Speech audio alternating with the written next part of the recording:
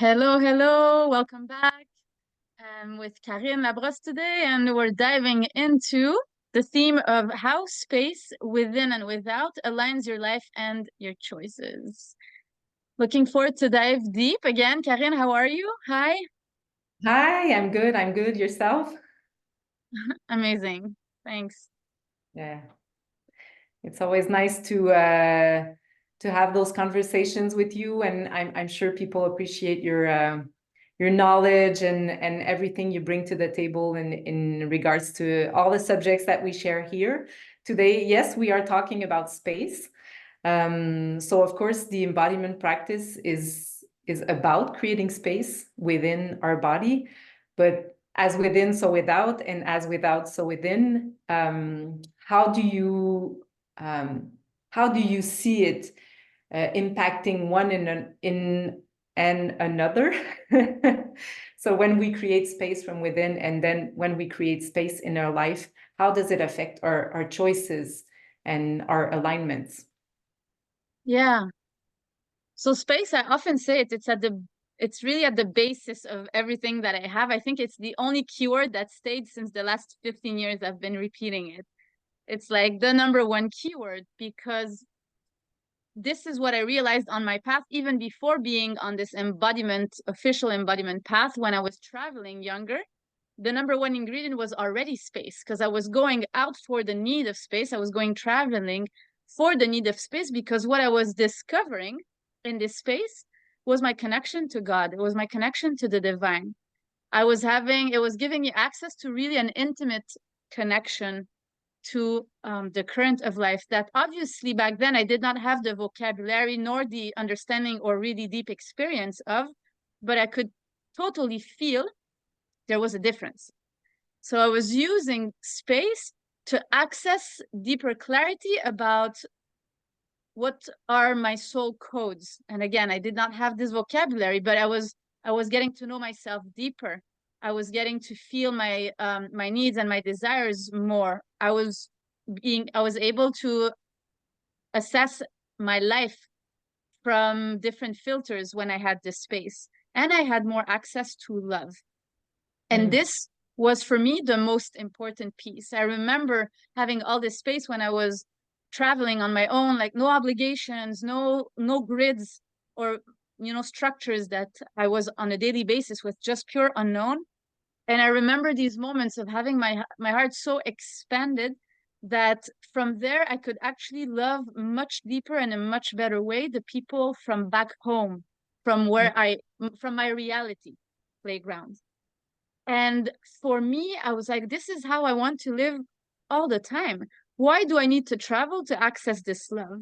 And this inquiry led me to embodiment and creating space within to access the same things: more intimate connection to God, more intimate connection to life current, to love, to clarity of needs, of the wisdom that is held in my body tissues, to the desires that want to leave my life, and to the choices. Yes, if I go left or left or right, yes or no in my life. And this is is really, how can I put it? It is crucial. When we say that all the answers are within, it's all the answers are within from the spaciousness that we create. Because we can say, oh, my answers, I'm finding my answers, but we are so busy in life and we don't have space. The answers are the yes and the no are not going to be the same that if we have a lot of space. So there's a huge difference when we make decisions from the spaciousness of our being, from an anchor of attention inside of our body sacred temple, rather than I'm busy, and I'm making choices. Most of the time when we are busy, and we are in busyness, we make choices rushed, and we make choices out of unconscious fear and survival mechanisms. When we have spaciousness inside, we can discern, oh, my decision now that I'm taking is from survival mechanism, or it's coming from this deeper sense of love, the quality of the frequency of love that is a journey to embody and incarnate at the tissue level. so we can access the spiritual energy, but to bring it on earth and have it felt in our body tissues, meaning that it's really an embodied reality, that when we actually plant our feet on the ground, that they are steps of love. And it's a journey, right? We only grow and grow and grow, and it's infinite. So it's the love of this also that must propel us on this path.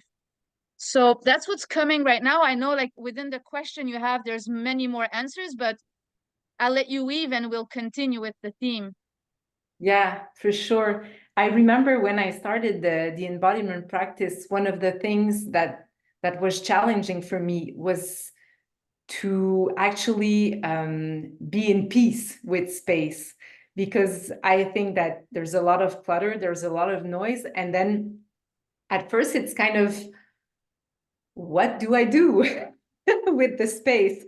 And kind of learning to appreciate space and create space outwardly also, because you spoke about busyness, and it's easy to be busy. You know, the list of tasks can be very long, and the to-dos and all that stuff. So for me, learning that was really the first start. And then the more we grow into the embodiment practice, and that's where my next question is leading me. So that's the first part. Now, when you're further down the journey, how does it manifest for you, that creation of space? Your body is not 100% clear, but still you have more space. Now, how does it play into your leadership, into what do you create from that knowing of space? Yes. Yes. So yeah, space and creating space is part of daily spiritual hygiene and daily body hygiene. So it's a non-negotiable in a daily practice and routine. It's absolutely not, because or else it's like, you know, you go to the forest and you create this beautiful path, but if you don't take care of it on a daily basis or on a regular basis, it just gets congested again.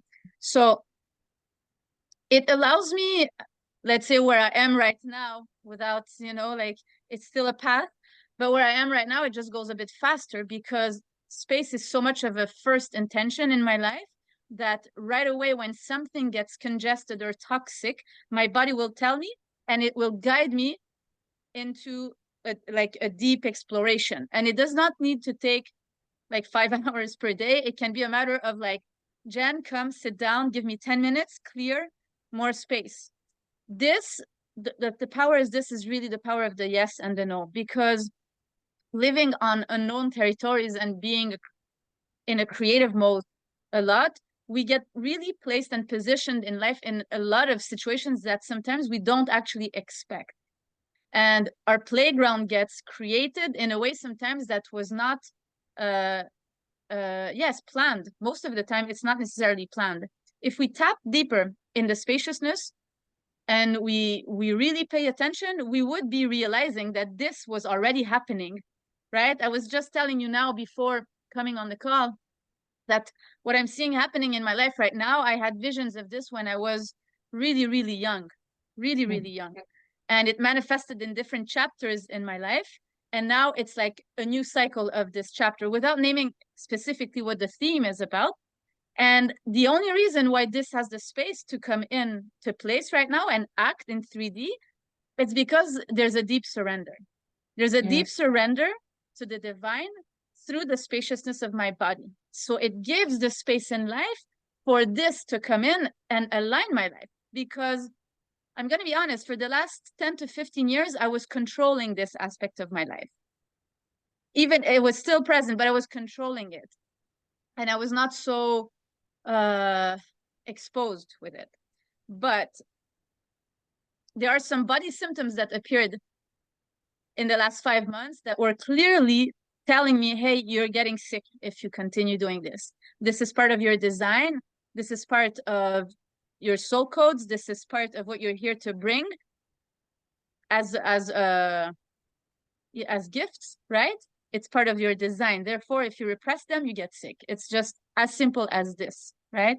So giving space to that voice inside gave space for the outside to manifest and for my eyes to see the manifestation, for my mind to calm down and for my body to surrender into the divine and co-create with this direction without control, being a conscious co-creator through the spaciousness. When there's less space, I find myself very contracted, and I find myself making decisions that are not for the highest good of all. For the highest good of all means for the highest good of the divine's guidance, but also for the highest good of body needs and real desires at the body level. We're not here pretending that we're enlightened. We are very physical, and our body has needs and our body has desires. And we are in relationships. We are relating to others. Therefore, our actions also have an impact on other people's lives. So through the spaciousness, we also, and in my practice, more and more, because I'm relating more and more, I'm not alone in my meditation. There's spaciousness, and there's creation where it's guiding me, and there's all the links of the people that I'm co-creating or collaborating with. And there's an assessment that is naturally and organically done through the spaciousness, through consciousness, that clears all bonds that are not in alignment. So through the spaciousness, already the bond will be broken if it's not aligned with the highest purpose of everything. And also it will bring awareness on where there's less authenticity in relationships or in collaborations, where there's power games, where it's not neutral, where there's something that is more for the benefit of one person rather than the collective whole and direction. So there's a lot of jewels and diamonds that we get through space. So once we realize, like when we realize all of this, there's no way we don't choose it, because it's key. It's a key ingredient to create organically our life, and to be in the unknown and be comfortable with the unknown. Because when we say unknown, it is unknown, but with spaciousness, it's not so unknown, because everything is already there. We tap into our sensitivity and we feel all of this, and it's not, that's it, we feel it, it's there. Yeah, oh my God, I have goosebumps. I was so touched by everything you shared. What really struck me was the word surrender, because I also experienced that taste for surrender. And I think that once you start tasting it, you're like, oh, it's so simple, yet so complex in a way. I don't know, it's kind of hard to express, but once you've touched surrender, it really feels good. And as you said, it creates space, and all those realms are kind of happening in real time. And also what you said was, it's not really unknown. And I don't know if you want to maybe say more about that, because I feel that people are really scared because they feel that they're going onto the unknown, but we're just tapping into what's really there underneath. In my experience also, it, as you said, I'm living now what I felt I would be living as a young girl in many ways. And I'm like, wow, it was there all along. I just had to make space for it to happen. Yeah. Yeah, there's a lot to share there that wants to come through. It's very, very spiritual, let's put it like this, because surrender is not an action that we do from the mind. Surrender is a state. It's very hard to define. And already when we surrender to something specific, it's already in the mind field. So my way of feeling surrender is a deep relaxation of the body. And that's how I access the field of surrender, which is ultimately accessing the ultimate fact that we are nothing. And accessing this nothingness, like this, we can put other words like this dark void, black void, there's nothing, there's just nothing. There is again the realization that everything that we are scared of is most of the time the death. It's we're just scared of dying. But when we realize that we are this void, like we're nothing, but we are this void, the death of the identities that keep us stuck becomes less scary. And that's when we become more comfortable with the unknown, because whether I go left or I go right, I am nothing. I mean, I am that I am, that I'm nothing, and I am that, you know? So, but, and it's, I mean, again, we put words to express something that is not really expressible. And I'm sharing only from the lenses of my direct experience. And that's what I know. And for sure, there's much, much, much more to it. So to come back down to earth with the simplicity of telling something, oh, leap into the unknown, you know, like we hear that so often. It's step by step. It's always, we spoke about edges at one point on one of the podcasts. It's about always stretching yourself to the next edge. What is scary to you? Where and how can you lean into it? And through leaning into it, there will be a death that will give you more access to this void, but that will also nurture your life in a much more abundant and potent way, because you're going to be closer to your nature, which is nothing. But ultimately, this is where all the source of life force is coming from. It's your source of energy coming through your battery, which is your body vessel. So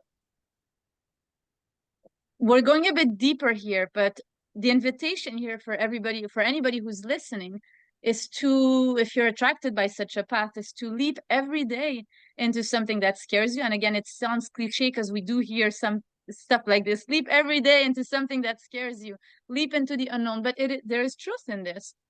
And the physiological part of this, it's because it builds the resilience in your nervous system, and it brings a bit of shakiness in the nervous system. But ultimately, with practice, the nervous system will not be as stretched, and with an anchoring through on earth, it will find safety. It will not be just, oh, okay, I'm just following this meme and like I'm just leaping into fear every day, but then it ungrounds you and then it creates a lot of extremes in your life. It's not necessarily from that space of applying a formula. No, it's from a very conscious space of like, okay, I am taking this leap of faith. I'm going into my fear. I'm going into this unknown, but I'm also studying life at the same time. I'm with my body. I'm learning what's happening.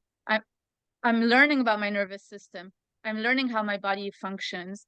I'm seeing tangibly that when I feel grounded in this, that I get into the center of my life rather than giving power to an identity. I bathe into surrender. I bathe into the unknown and to the void.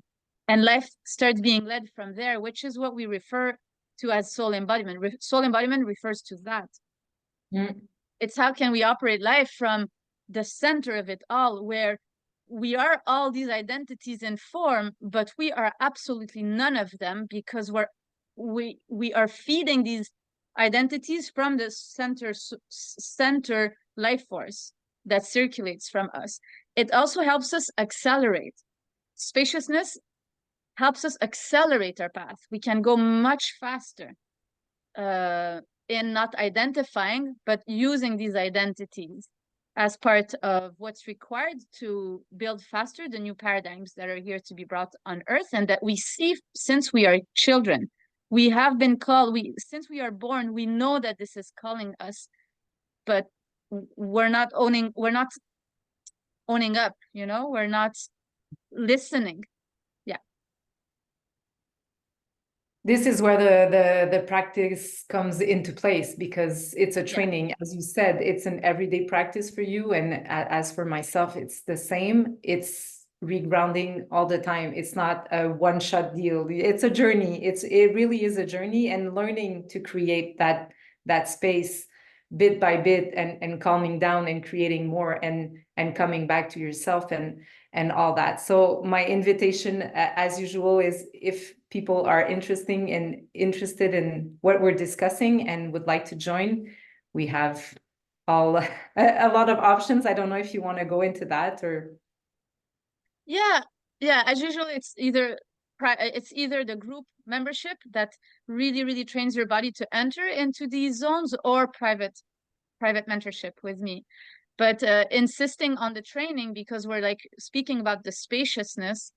Yes, it's about really bringing this on a daily basis, and we offer this through the membership container that really gives you the tools to bring attention inside your body and create space in a grounded way to gain the clarity of where you're actually being called, where is God positioning you in the creation of life here. And there's a process, it is a transformation system, meaning that it's not from one day to the other that this path is going to, be open, but it will start, it will open, but it will not be 100% integrated, obviously. It's a path that you're choosing. It's a transformation, and more it will become your way of living. So it's bringing this in your lifestyle. That's the whole intention of this movement. Yeah. Do you want to say something before we conclude that? No, not really. My belly is super active in this moment, and it wants to bring everybody in the pleasure of this path, and the joy and the curiosity of being on this path, because that's why we are doing it, because there's so much that is abundant in it. Yes, so it's an invitation. It's always an invitation. And I totally agree with the joy. Thank It you, is beautiful. Thank you, Jen. All right, see you next time. Bye. See you.